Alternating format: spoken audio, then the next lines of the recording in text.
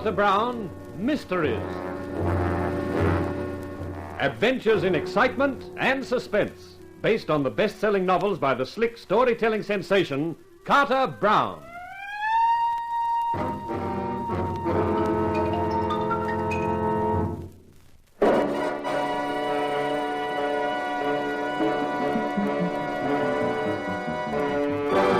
It was beginning to make sense. Crazy, nightmarish sense, but sense.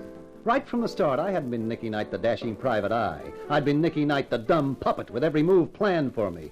Even this last one, returning to the house with Marie Desprez, figuring it to be a surprise twist.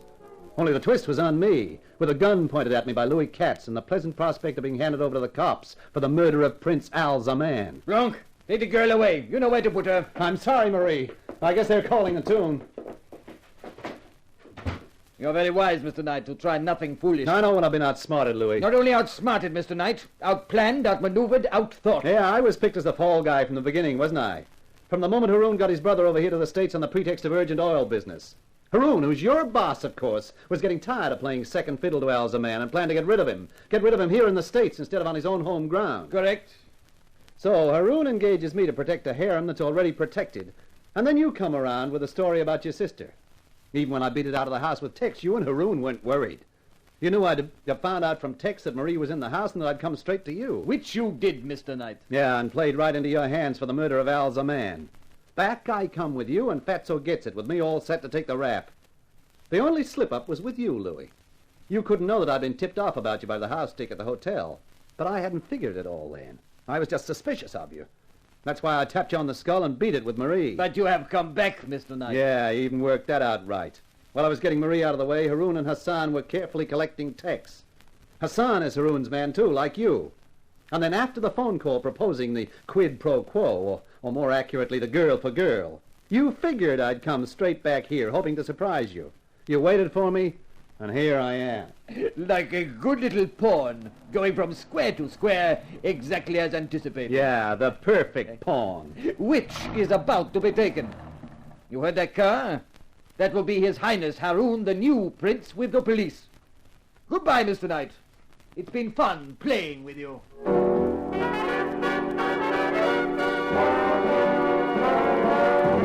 Yeah, they had it worked out to a T. T for Tombstone with my name on it. Oh, there's something very depressing about sitting in a cell swearing at yourself for a sucker. And that was how I spent the time all that night and next morning. That and thinking about Tex. Worrying if she was all right. And then round about midday, I was taken out of the cell and driven to a downtown office, where a gray-haired guy sat behind a desk with a slim, efficient-looking character next to him. Take a chair, Mr. Knight. And what is this? Who are you? My name doesn't matter.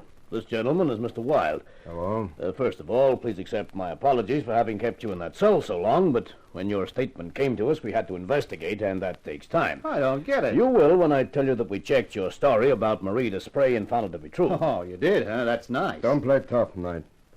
This isn't the time or the place for it. It's all right, Wilde. Mr. Knight can't be blamed for feeling a little sore. Oh, a little? But I suggest you don't say any more, Mr. Knight, till I put you in the picture.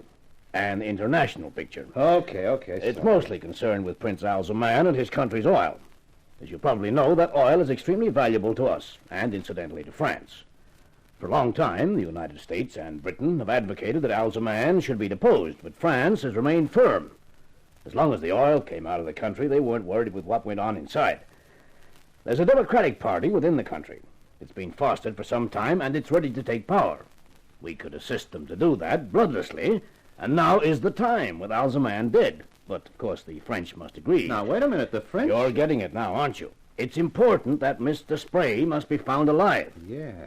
The indignation of the French people when they learn what happened to her will swing their government to our way of thinking. Yeah, I can see that. Now, our big problem is to find Miss Desprez. Have you any idea where she would be? Yeah, sure, somewhere in the house. It's an old place. There'd be a cellar. They'd probably put Tex there as well. Oh, yes. I'd forgotten about the other girl. I hadn't. As soon as Haroun even thinks we're suspicious, he will undoubtedly murder the Desprez girl or both of them. That's the tricky part. Mr. Wilde here is from the FBI, but I can't use him or his men any more than I dare send a squad of police with tear gas and Tommy guns into the place. It would be signing the French girl's death warrant. Looks like a one-man job. And I'm the one man. Why, Mr. Knight? Because I know the house. He's right, sir. Look, here's an idea. Take me back to headquarters, book me for murder. Let the press get all the pictures they want. When Haroun sees that in the papers, he'll feel safe again. Then pull out all the cops at the house, and tomorrow night let me out of a side door in the jail. It's not bad, sir. It could work. Yes, well, I suppose it could. It's a risk, but on the other hand, I can't think of any better scheme. Very well, Mr. Knight. That's how we'll do it.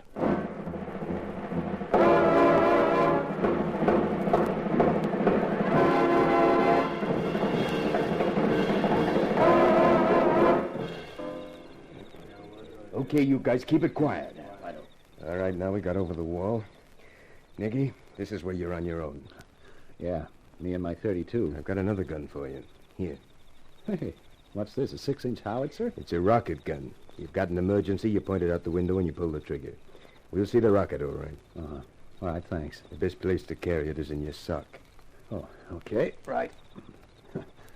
Just hope it doesn't go off and leave me minus 3 toes. And we'll fan out and watch for your signal. If it doesn't come within 20 minutes, we'll come in anyway. Good luck, kid. Well, thanks again. So long. For the 3rd time now, I crept up to the back door. For the 3rd time now, it was unlocked. These characters obviously didn't believe in guarding their rear. I was halfway across the kitchen when I heard voices. Yes, Your Highness. I looked around for a place to hide. There was a broom cupboard built into the wall. I got in with the brooms and pulled the door to, leaving just a crack to see through. A second later, the light was switched on, and Haroun and my old pal Louis came in.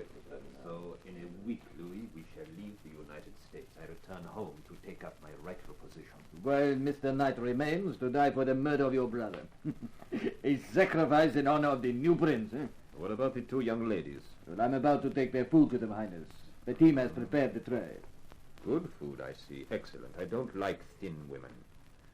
Return to me in the library, Louis, when you have finished. We have other plans to make. I watched Louis pick up the tray and disappear through a door I'd never seen before. It looked like part of the paneling when it was closed. I gave him a minute or so and then headed after him. The door opened on a flight of steps leading down. I'd been right about the cellar.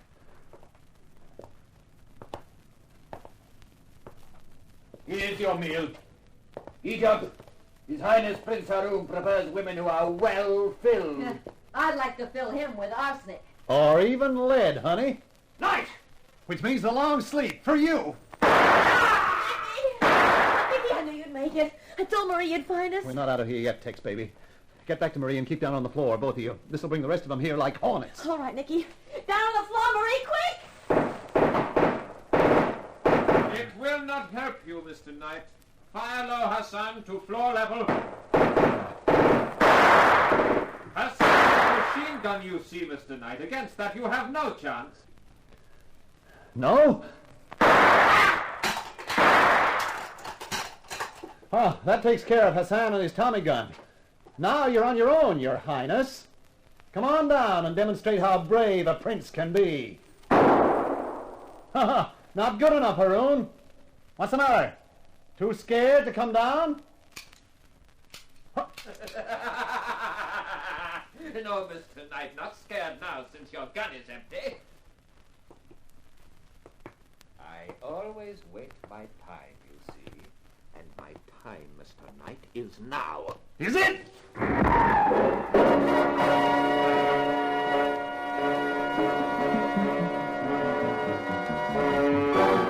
As he came down the steps, I remembered the rocket gun in my sock.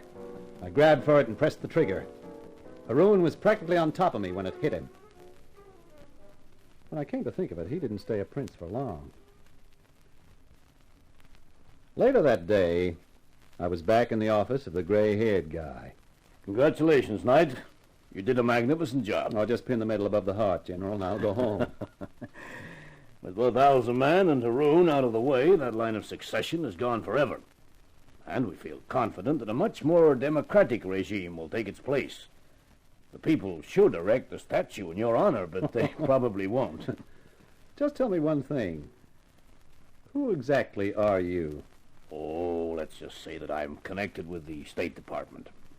My job is connected with what happens in other countries. You know, the things you don't read about in the newspapers. Well, of course. Of course I'm dumb. Espionage, huh? Yes, that's the ticket. You know, if you were interested, I could use a man like you. Well, it's very kind of you, but no thanks. I'll stick to a nice quiet racket like the private eye business. Well, it hasn't been so quiet these last few days, has it? No, but it's going to be much quieter for the next few days. You see, there's someone back at my apartment who'll see to that.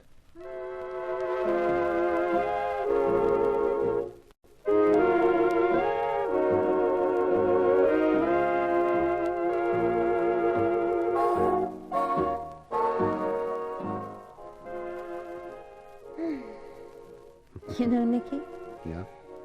there were times when I just couldn't believe I'd ever sit in an American apartment again and hear some real American music again. With a real American man again, huh? Mm-hmm. Yeah, although, you know, those Eastern guys have one idea that's not bad. Mm-hmm. What was that? A harem. I think it's a wonderful idea. Oh?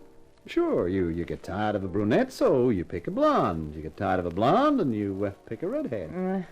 No. No, you want to rewrite it.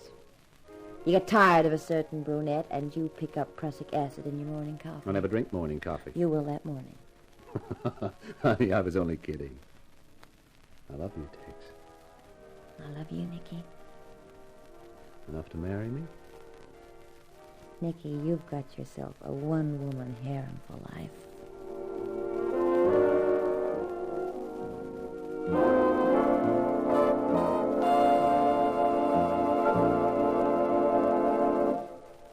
That takes care of Nicky Knight. His nightmare's over, or it's just starting, depending how you look at it. Well, I'll be back to bring you another of my books. The next one's called Destiny, Danger, the story of an English undercover man who didn't stay undercover enough. So this is Carter Brown saying so long for now. Be seeing you.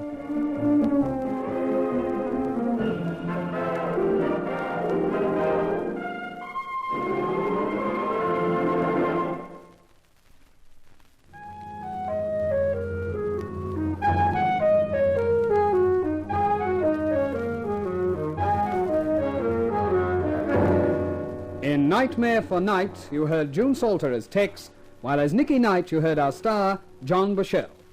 The Carter Brown Mystery Theatre, based on the best-selling novels by Carter Brown, is dramatized and directed by Maurice Travers for Grace Gibson Radio Productions.